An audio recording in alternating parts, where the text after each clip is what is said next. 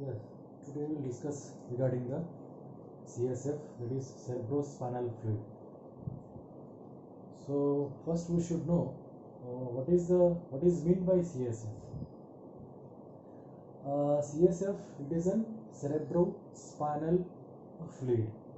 So it is a fluid, it is a liquid, where it is, so which is present in the means cerebrum is in the brain and a spinal cord. So the fluid, the cerebrospinal fluid, so it is a specialized fluid.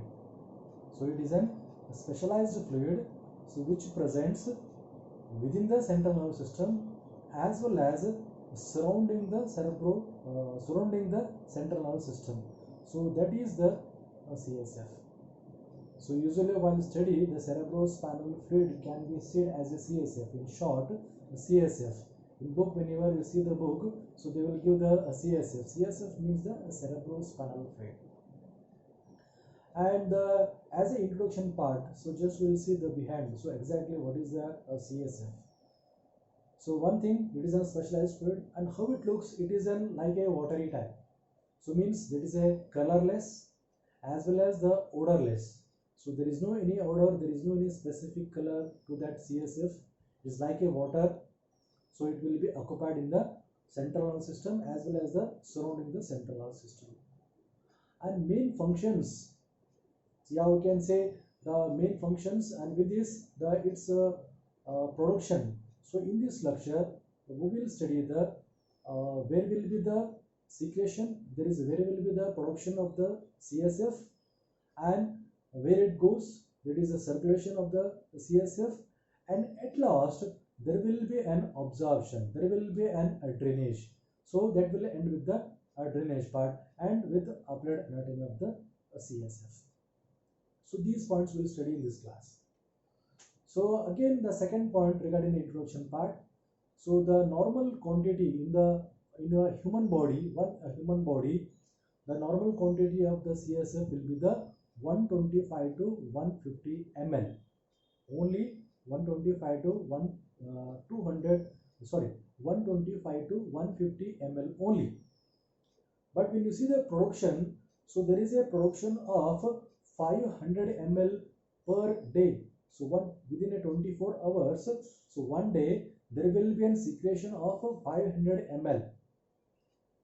So approximately we can take 20 to 25 ml per hour. So there will be a production of the CSF 500 ml per day. But so in the system, in the ventricular system, in the central nervous system, there will be a 150 ml. So remaining amount, there will be a production, with the same time there will be a drainage. So that among the production of the 500 ml, so we will get in the 150 ml, yeah, 125 to 150 ml, that is the central nervous system. Okay, this is a basic part. And when you go to the functional aspect, so there are main functions. So what is the role of the CSF in the body?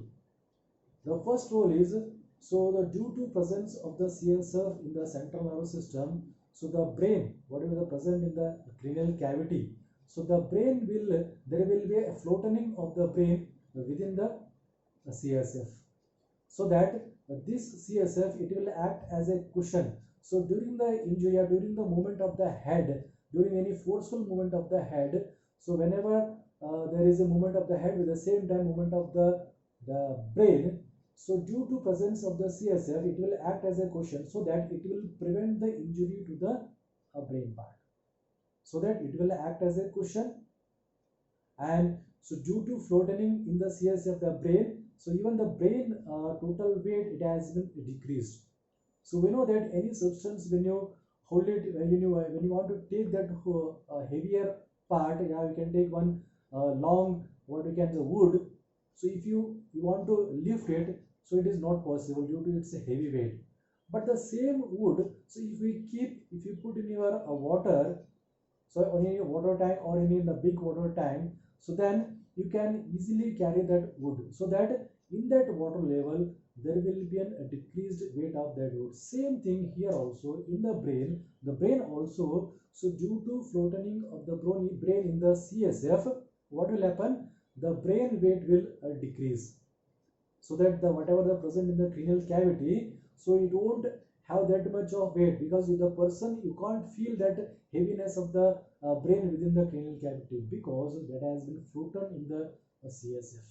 So that's why the weight has been decreased. So we don't have the such heaviness in your neck, because the head is totally depends on the neck, so it is stable on the neck. So that, so neck can, so this, it is not having such heaviness of the brain, because due to the CSF. So it will decrease the weight of the brain, it will act as a cushion, and it will act as a nourishment also. Here in the central nervous system brain part, the nervous tissue, so rather than a blood, the CSF is having the close contact, so that the CSF is having the nourishment to the nervous tissue. So it will nourish the nervous tissue, and it will drain the waste parts also, like the lymph.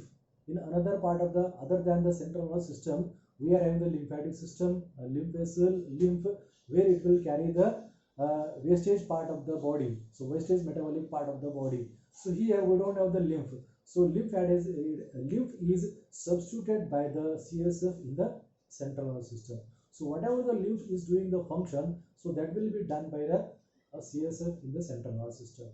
So with the nourishment, even it will it will carry, it will drain the wastage of the, after the metabolism, whatever the wastage is remaining, so that will be drained by the CSF. So likewise, there are multiple, even the when you take a what you call the hormonal change, what is the hormonal exchange? So whenever there is a secretion of the hormone, with that the hormone will be secreted in the blood stream. But when you see the pineal gland, so which is present in the, here in the nervous system only, with the part of the nervous system, here you can see the pineal gland, what it secretes the hormone. So this hormone, it will be it will pass through the CSF only. So it will pass through the CSF and it will go to the pituitary gland. So the communication is here, the CSF. So likewise, there will be an multiple functions of the CSF in the body, and it is having the normal pressure also, like the blood pressure, it is also having the normal pressure. So there will be a normal maintenance of the blood, venous pressure with the CSF pressure. So if any problem with the CSF pressure, if it is a decrease or increase, again there will be a discomfort or difficulty to the person. So likewise, there will be some of the functions as given as a part of the CSF. Now, so first we'll go to the its production part, and then later on we'll go to the circulation. At the same time, production also. So first the production, that is a secretion. So what is the part? So which part which secretes the CSF in the central nervous system? To secretion of the cerebrospinal fluid, the one specialized part, that is known as choroid plexus.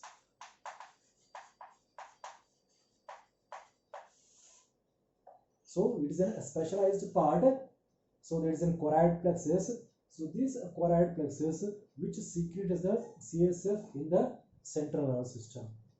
Then what is the choroid plexus? So choroid plexus is nothing but, so this plexus is formed by the choroidal artery.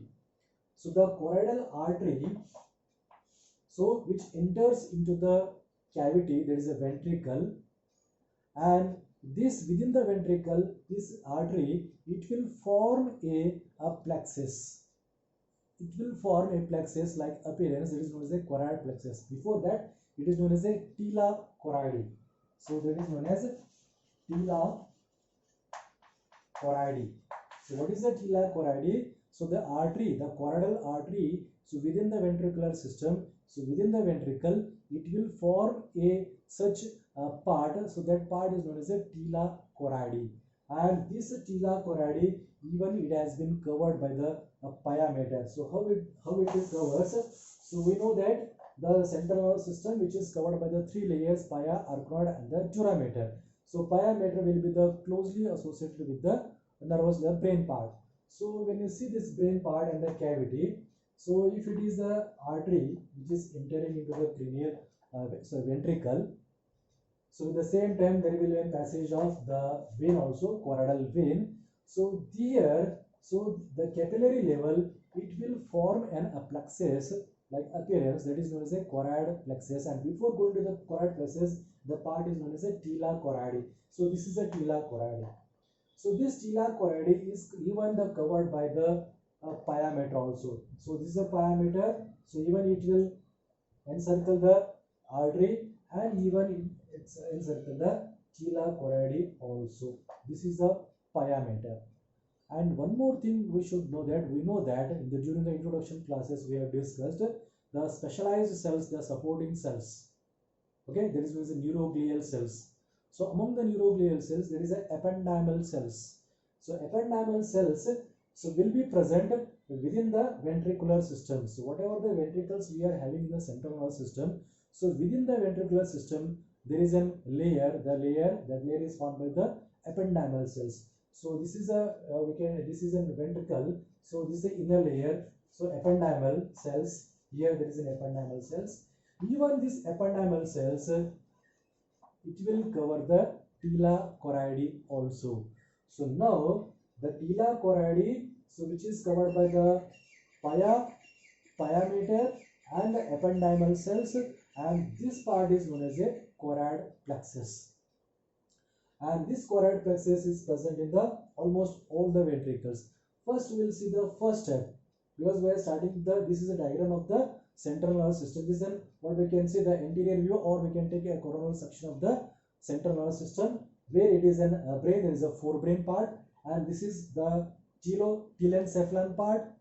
There is a cerebrum part, and this is a diencephalon part, where the thalamus and hypothalamus are present. And this is the short one. This is a midbrain part, and this is a pons, medulla, and the spinal cord. And posterior to that there is a cerebellum.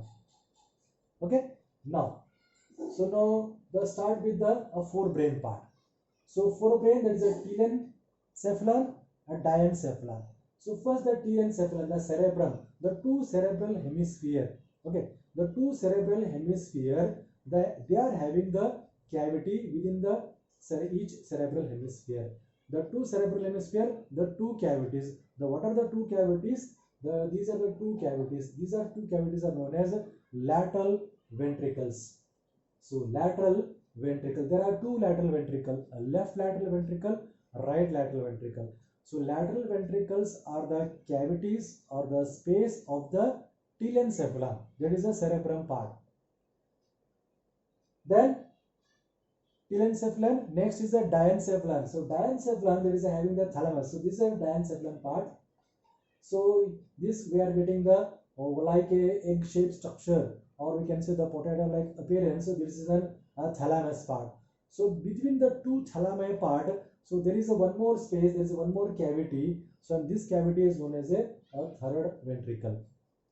Means if you take total forebrain part, so this is a forebrain part, and this is a midbrain, and this is a hindbrain, and the spinal cord. So forebrain is having the cavities. How many cavities? The three cavities. Two lateral ventricles and one third ventricles. So these three ventricles are the part of the forebrain. Now, so first lateral ventricle. The two lateral ventricles, this is a cavity. This is one side cavity. This is another side cavity. So this cavity, there is a two lateral ventricles is having the choroid plexus. So this is one example. The same choroid plexus will be present in another cavity, another ventricle also. So this is a choroid plexus, and this choroid plexus, by the osmosis, so through the bloodstream, it will form a liquid, it will form a fluid, that is a CSF, that is a cerebrospinal fluid. So cerebrospinal fluid will be secreted by the choroid plexus, and the choroid plexus will be present on both the lateral ventricles. So here I have shown here, the same thing will be in another side also. Now, so whatever the secreted by the choroid plexus in the lateral ventricle, so this CSF which will go to the next part. So next part is so there is a third ventricle. So these two lateral ventricles, they are connected to the third ventricle. There is a communication between the two lateral ventricles with the third ventricle. So what is that communication? The communication is through the foramen. So this is one foramen, this is another foramen. So from the left side, from the right side, the two lateral ventricles through this foramina, they will communicate with the, they will connect with the third ventricle. So this foramina, so this foramen, that is known as a foramen Monro. Foramen Monro, or we can say interventricular foramen. So interventricle, between the two ventricle there is a foramen. So that's why it is also known as interventricular foramen. There are two interventricular foramen, or we can say foramen Monro. So through the interventricular foramen, through the foramen Monro, whatever the present in the third lateral ventricle, so the CSF which will enter into the, which will pass to the third ventricle. Whatever the CSF is accumulated in the lateral ventricle, so that will be entered into the third ventricle. How it will enter? Through the foramen Monro. Now the third ventricle. So what is the third ventricle? It is a narrow cavity, the space which is present between the two thalami. Again, when we study the diencephalon, so we know that exactly where is the third ventricle. So in detail we'll deal with the in detail of the third ventricle later on. Now just remember that there is a third ventricle, there is a cavity. So the cavity of the diencephalon, so and this cavity will be present between the two thalami part. So these are the two thalami, and in between there is a narrow part. This is the cavity, the third ventricle. Now, so even the third ventricle also having the choroid plexus. So here at the, what we can say, the roof, at the roof of the third ventricle, this is the roof of the third ventricle. So at the roof of the third ventricle also it is having the choroid plexus. Again, choroid plexus is present to lateral ventricles as well as even the third ventricle also.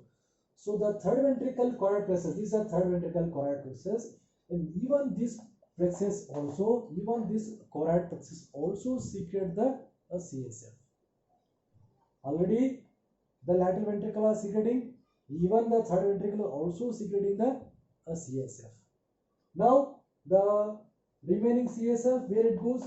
So this third ventricle, so which is connected to the next part. So next part is the midbrain. So in the midbrain, the one cavity, it is not a free cavity, not we can say large cavity. So it is the cavity is the tubular cavity. So it is not an expanded cavity, it is a tubular cavity. So this is a tubular cavity, and this tubular cavity is present in the midbrain part. So tubular cavity is a midbrain part. So midbrain is also a cavity, and there is a tubular like appearance, and this tubular like appearance, so that is known as, what is that? Cerebral aqueduct. Here, a cerebral aqueduct. So this is a cerebral aqueduct, and this cerebral aqueduct which will communicate with the superiorly third ventricle and inferiorly with the fourth ventricle. So third ventricle and the fourth ventricle, so there will be a communication, so that communicated by the cerebral aqueduct, and cerebral aqueduct, it is a cavity of the midbrain part, that is a mesencephala. Now, so from the third ventricle, the CSF, it will go to the next part. So while going to the next part, it will pass to the cerebral aqueduct. But cerebral aqueduct, this it won't have the choroid plexus. So here we don't have the choroid plexus in the cerebral aqueduct.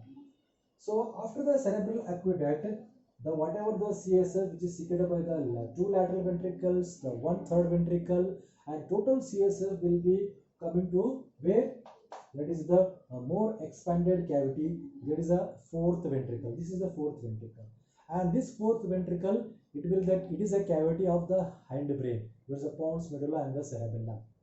So pons and the medulla. So within the pons and medulla, the dilated cavity, that is known as a fourth ventricle. So whatever the CSF, it is coming to the fourth ventricle.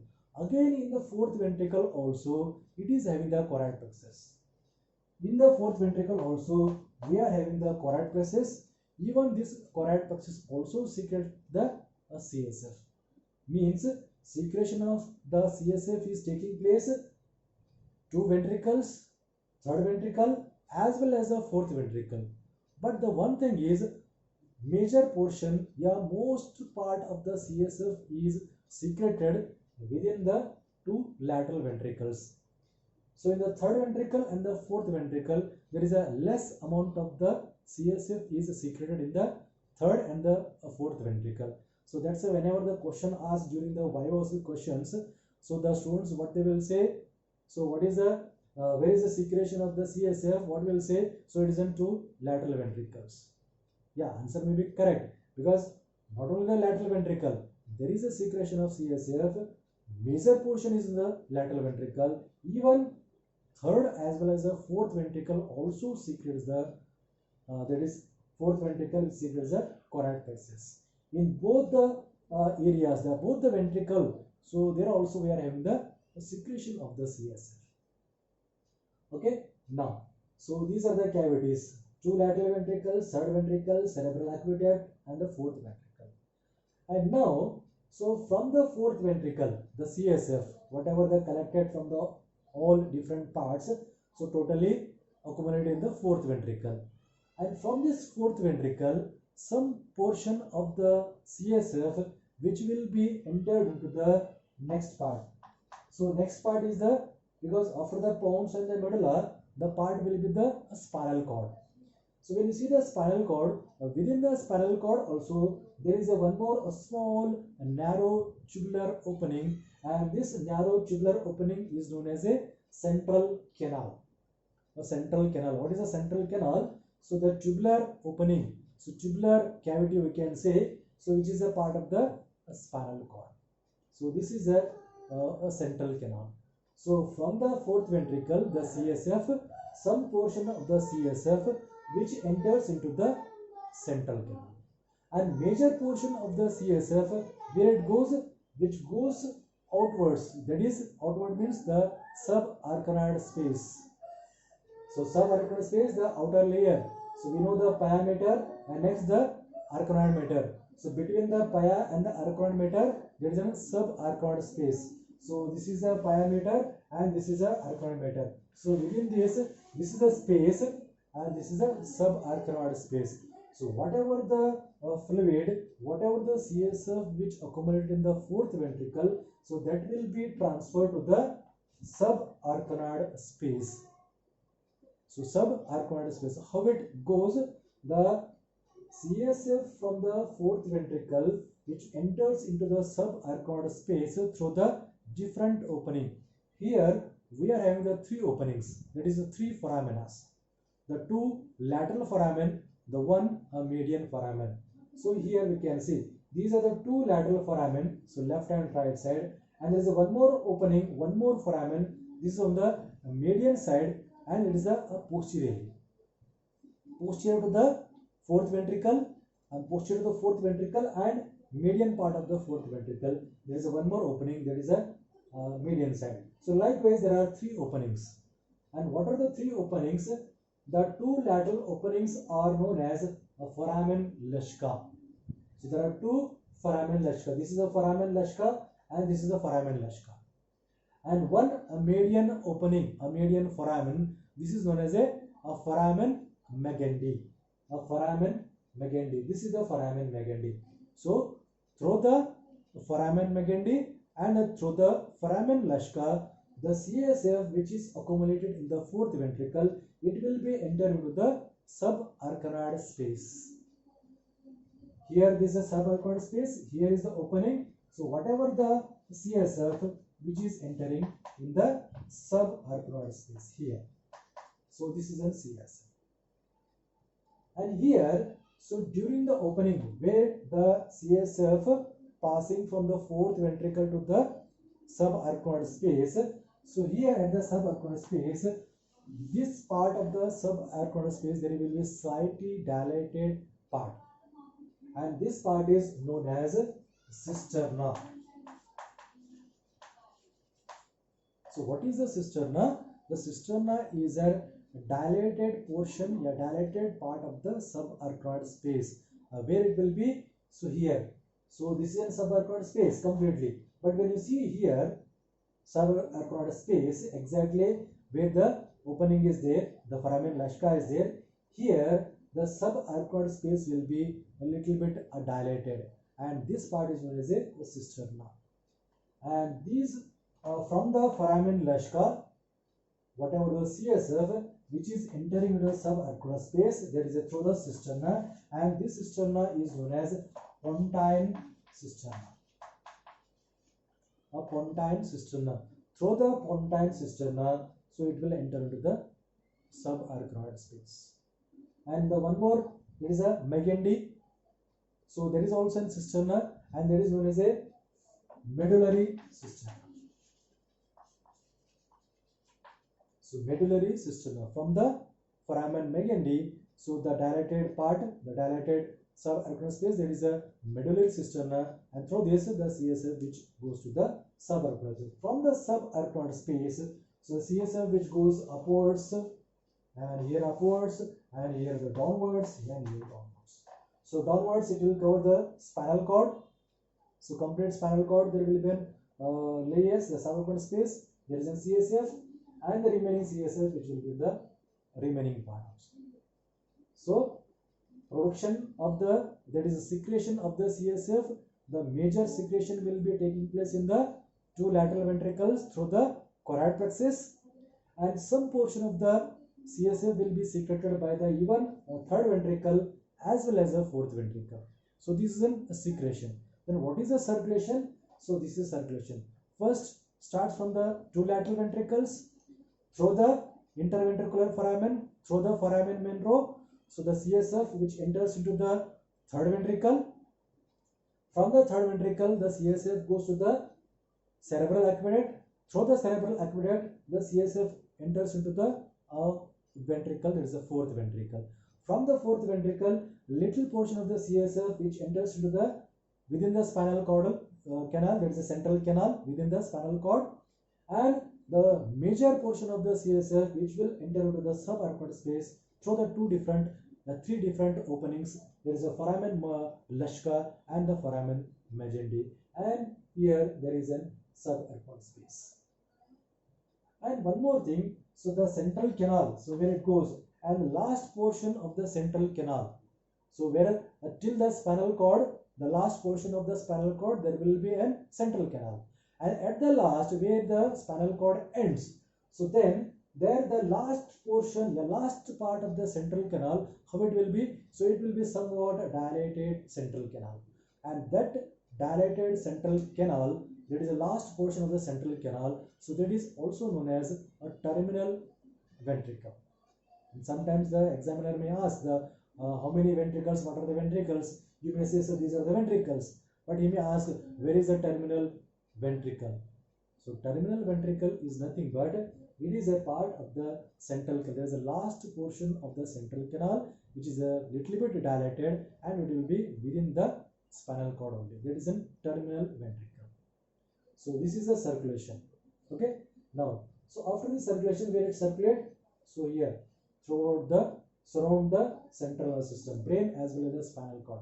So that's why anybody asks you, so where is the CSF?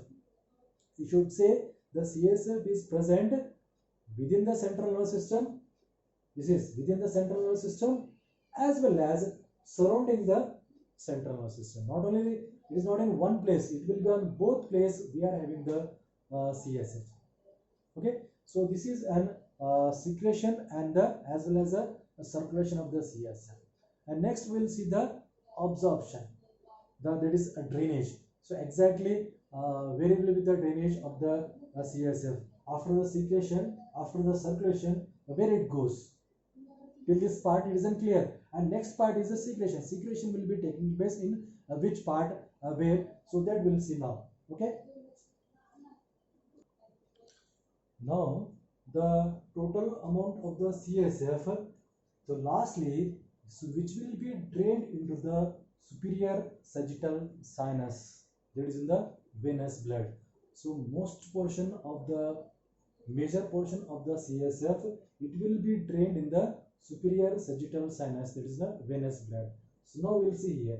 So this we know that the central nervous system, pyometer, arachnometer, subarachnoid space, and outer to this there is a durameter. So when you see the durameter, so the So the same diagram we can see here. So this is an outer durameter. So durameter has a two layer, outer endosteal, inner meningeal layer. So these two layer almost they are the united. So they are with the same. Then where these two layer they have become a detachment, then it will form a space that is known as a sinus. There will be a formation of a sinus. So this is a superior part, the superior sagittal sinus. So this is superior sagittal sinus, the triangular part. Again, this is your arachnoid, this is a pyometer. So we are having the CSF here. Okay, this is a CSF.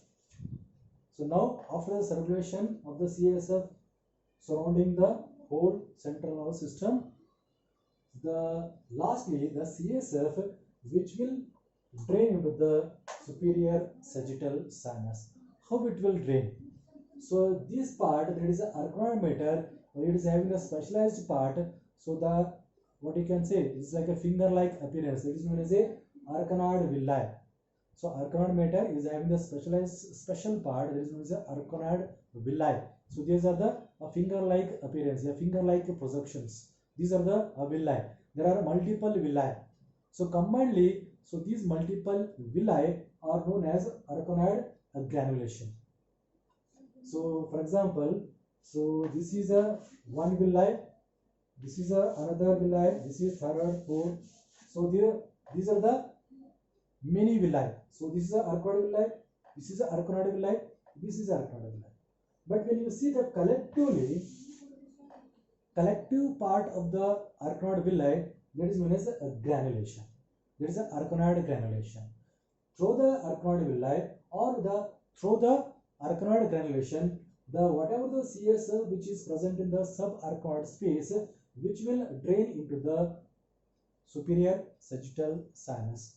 So this is a communication here. So this is a villi, so which will enter into the superior sagittal sinus here. So within the superior sagittal sinus, so whatever the CSF which will be drained into the superior sagittal sinus. And one thing, so this villi is having a specialized part, so it will maintain a unidirectional flow of the CSF.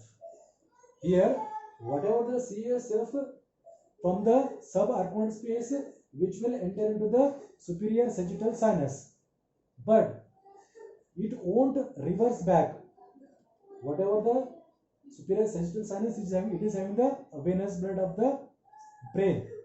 So after draining into the superior sagittal sinus, it won't come back to the subarachnoid space. So it will maintain a unidirectional. Only there will be passage of the CSF from the subarachnoid space to the superior sagittal sinus. There is no any passage of the fluid from the superior sagittal sinus to the back subarachnoid space. No, it is only a one direction part.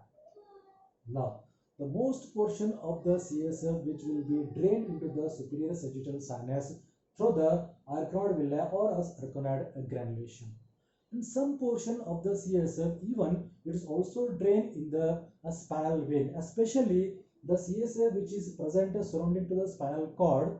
So there is a subarachnoid space of the spinal cord. So that portion of the CSF which will be drained into the spinal vein.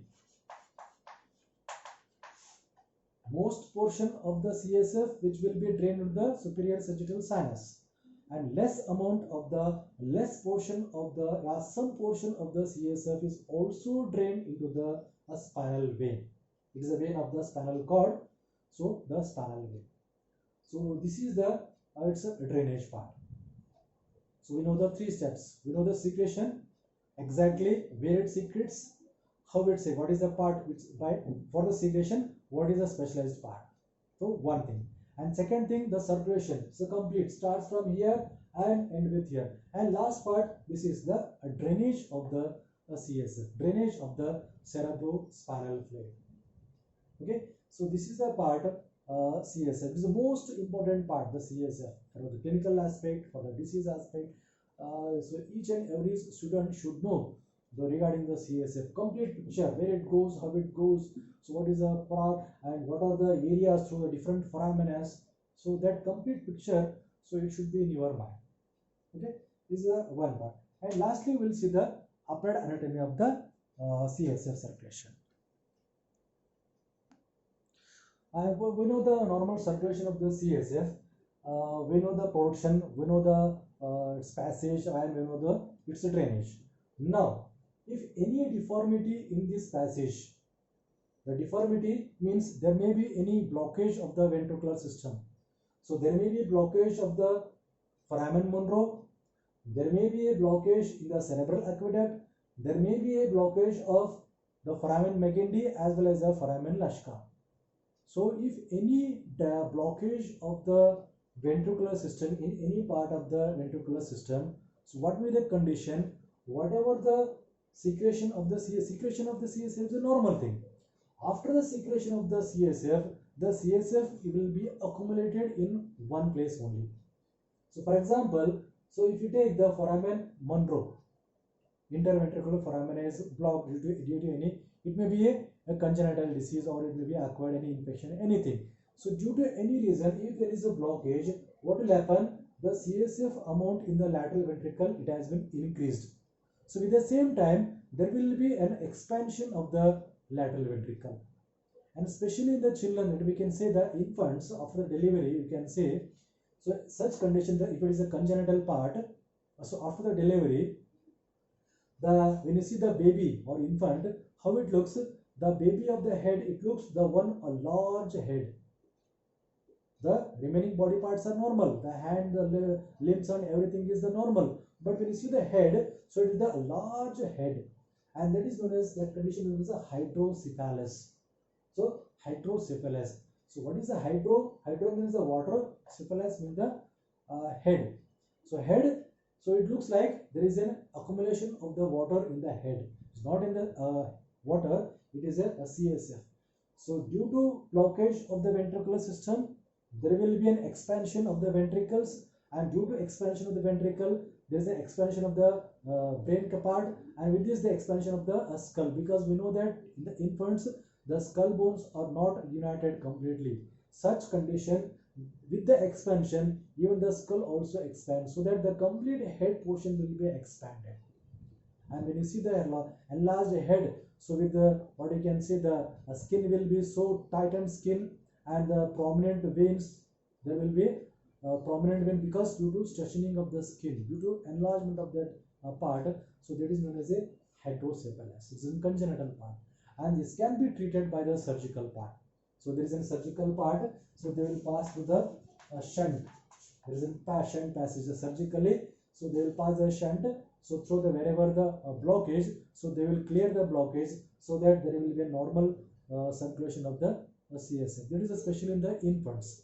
But when you see the adult, so due to again any infective diseases, there may be a blockage, there may be a loss of less secretion, there may be a less absorption. So even that condition also, the circulation will be what we can say, improper circulation. And due to improper circulation, so there will be, what will happen? So if any blockage to any part of the its circulation, again there will be an increased pressure of the CSF. There is an increased intracranial pressure. So due to raised intracranial pressure, in the adult person, so the main symptom will be the severe headache. The severe headache, and there may be a nausea, vomitings. So these are the such symptoms will be seen in adult person. So it's the most one of the you can see the patient. There are so many patients with the complaint of the headache. There is an unknown reason. So if the doctor finds there is no exact cause, so there may be one cause. So there is due to the raised intracranial pressure.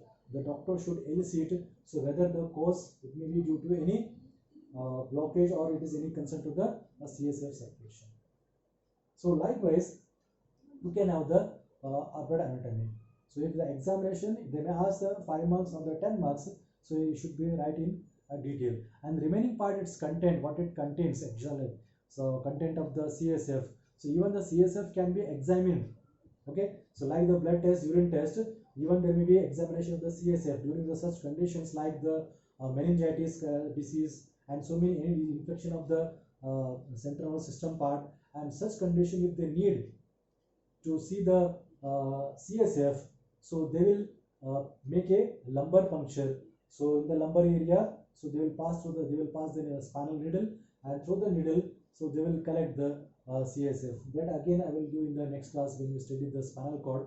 So we'll see that exactly where we'll select for the which place we'll select for the lumbar puncture. And through the lumbar puncture, so they will collect the CSF, and that CSF can be examined. So they will see so what it contains, what is its glucose content, protein content, any sodium, potassium, chloride, so minerals content. So that will be examined for the diagnosis purpose. Because as I told, it's the main nourishment, because this contains the glucose. So CSF is having the glucose, so that glucose, so it will nourish the nervous tissue also.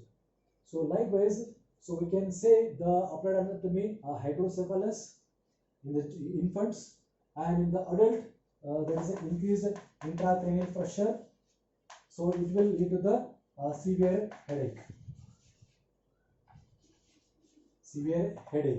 And one more, so as I told, so lumbar puncture. So by doing the lumbar puncture, they will collect the CSF for its diagnostic purpose, for its examination purpose. Okay, so this is about the cerebrospinal fluid, and next class we will deal with the proper spinal cord.